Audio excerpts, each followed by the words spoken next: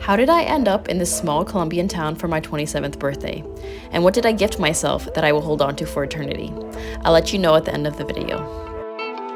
We have arrived at the terminal, and this is where we buy all the tickets. This is where all the tickets are sold for anyone taking a bus to anywhere in Colombia. So I had been in Cali for some time, and I was like, you know what? I want to go to a random place for my birthday. So I went online and I was searching up different small towns, pueblos magicos, and that's how I found Roldanillo. We are on the bus, we'll be leaving very shortly. So there is only one bus company that goes to Roldanillo from Cali, and that's called Occidente. There was a block on one of the highways this day, so the journey was much longer than expected, and we didn't end up arriving till past dinner time. Guys, we have arrived. We are in Roldanillo, and we have just arrived at our Airbnb. Let me show you guys around a little bit. We're gonna be here for 3 nights. It's a studio. We have a TV, a little closet area. This is the bed, a fan, little eating area.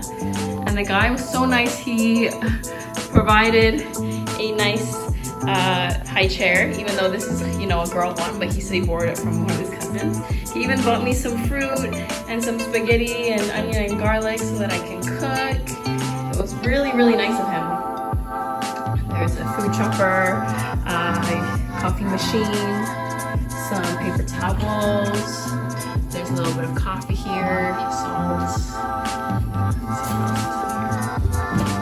Everything you need to eat. Hi, baby. And he even bought me a big bottle of water. So I'm super, super grateful for that. And look, we have a gas stove, which is nice because I've been using an electric one. And here's the sink area. Perfecto, perfecto. And there's a little bit of a lavadero. There's a washing machine. If I do want to wash clothes, I can wash them over here. So I am going to cook up a little bit of spaghetti for dinner, and I will see you guys tomorrow in the morning. We're gonna explore a Roldanillo.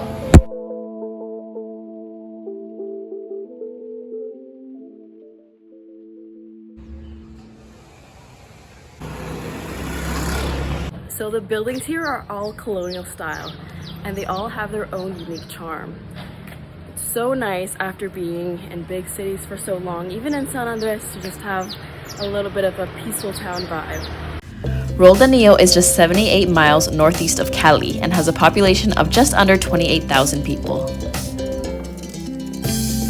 There's a beautiful mural behind me, and as you can see, this lady is holding a pot that says La Paz, and La Paz means the peace. And you can see beautiful ribbons of color flowing out of the bucket as if she's just sharing beautiful peacefulness with all the energy around her. Did you guys know that there's a World Cup for paragliding? In 2022, Roldanillo, known as the flying capital of Colombia, hosted this event, drawing participants from over 38 countries who competed for the coveted crown. One interesting thing I've noticed is all of the electric wires. I'll give you some more close-up footage in a second. It's all covered in like some type of moss or like some kind of plant. It's very interesting. I've never seen that before. Look, they're actually like little flowers. Very, very interesting. And it's interesting that they're able to grow on the electric wires like that.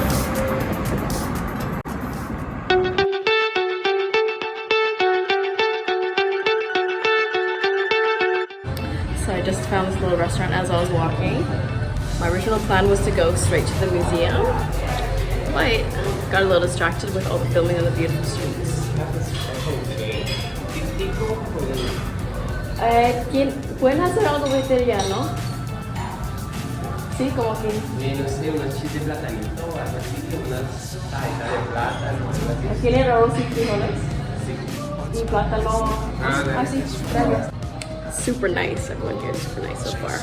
That's funny. He came back a couple times to double check if I wanted like chorizo or like free-range eggs or anything. But I let him know that I don't eat any animal products whatsoever. Nothing that comes from an animal.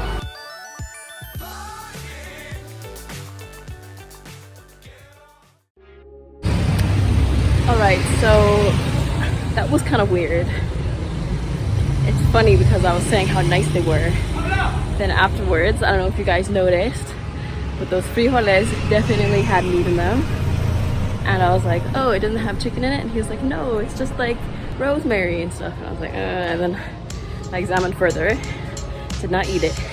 And it definitely was meat. And then I called him over. And I was just, I pulled that one little piece that was most definitely very resemblant of a piece of meat. And I was like, this is meat. And then he was like, meat? And then I was just like, yeah, I don't know if it's pork or chicken, but it's definitely an animal. And he was like, okay, I'll go change it. And then I can hear him as he goes to the back of the kitchen. He's like, she knows. It's like, wow, they were trying to give me meat on my birthday. But I was smart enough not to know, so I had that. Well, no, I didn't have that. I just had the rice and the plantains and the salad. And the repo was also super cold, so I didn't even eat that. And then afterwards, I just had a coffee. They only charged me 10,000, so that's not too bad. This is Elian's first time being out facing. I think he's enjoying it. He's able to see everything. So let's go explore some more.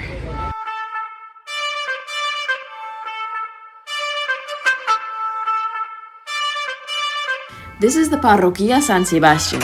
It's Roldanillo's iconic church. It's right outside the main park and it's more than 50 years old. I did a meditation and a prayer while I was inside, and I thanked God for having me reach 27 years of age. I also just really thought about all the blessings I've had in my life, everything that I've manifested, and I just soaked in gratitude for a second. A really deep reflection. I'm a firm believer that everything in life happens for me, not to me, and that gratitude is just so important to have.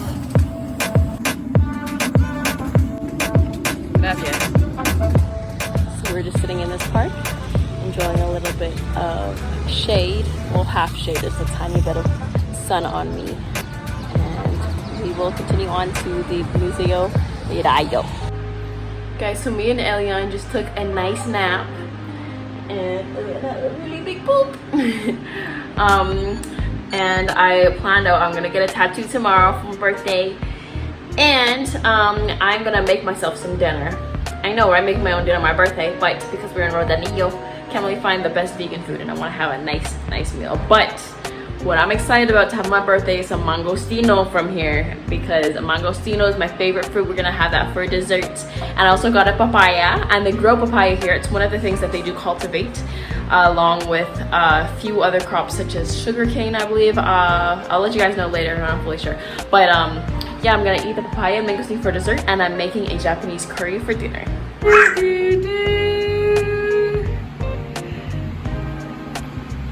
We are sharing this fruit plate for breakfast. We have granadilla, the fruit of intelligence.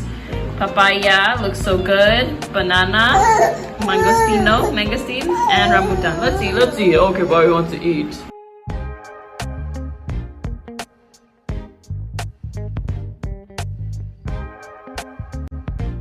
So here we are in front of Museo Rayo. This museum was built 19 years ago in memorabilia of Omar Rayo, who was a Colombian artist. And it was designed by a Mexican architect named Leonardo Gaut. So Omar Rayo's dying wish was actually to be buried in Roldanillo in his museum, so he rests right with his art. It was a first for me, to be honest. I've never been to a museum where the artist's grave is right beside everything. It took me a minute to realize that's what it was at first, actually. I thought it was just kind of a little garden on the side. But I really liked the style of his art. It was very unique. He used a lot of color and lines to create intrigue and tell a story with blocks of color. In one of his quotes, he actually said, "To make the white paper speak after its large silence and nudity is a marvelous conquest or seduction, only comparable to love spells." His passion could be deeply felt through not only his words, but also the energy of his art.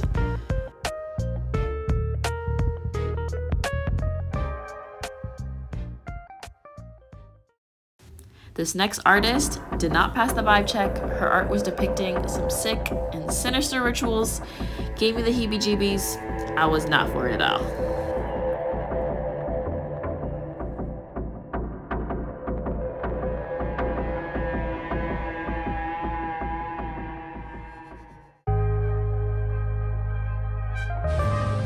that was an interesting experience at the museum. Omar Rayo, his work was really beautiful and I loved a lot of the quotes that he had on the wall. But the other artist, Maria something, was very dark. And I don't know, a lot of the art was like low-key satanic.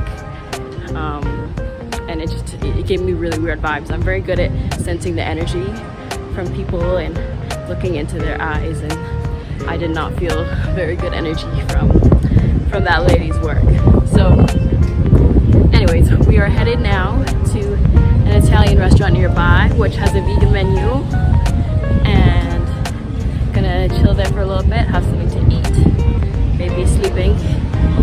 Oh, guess I woke him up with my talking. And after that, I'm gonna go get my birthday tattoo. All right, so they're not quite open yet. In a small town like this, it's not very reliable to use Google to check the hours of a place. So he said they open at 5 and it's full right now. So I'm gonna go back and walk to the main park, maybe get a juice or something. Cholados are a very popular Colombian dessert slash snack you'll find on the street. It's a combination of different fruits, ice cream, and condensed milk. Here's a guanabanazo. Let's give it a try. So since I'm vegan, I always just order it with pure fruit. Now I did not realize this time he actually put ice cream in it, and I didn't notice until halfway through it because it was just so sweet. I thought it was just sugar. I threw it out at that point, but I honestly felt so nasty afterwards knowing me and Elian just consumed dairy.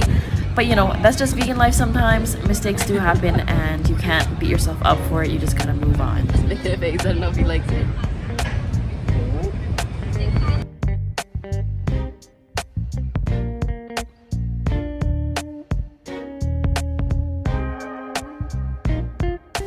Funny story, guys. The same server that tried to give me meat was at a birthday party at the restaurant at the same time, so it was so awkward.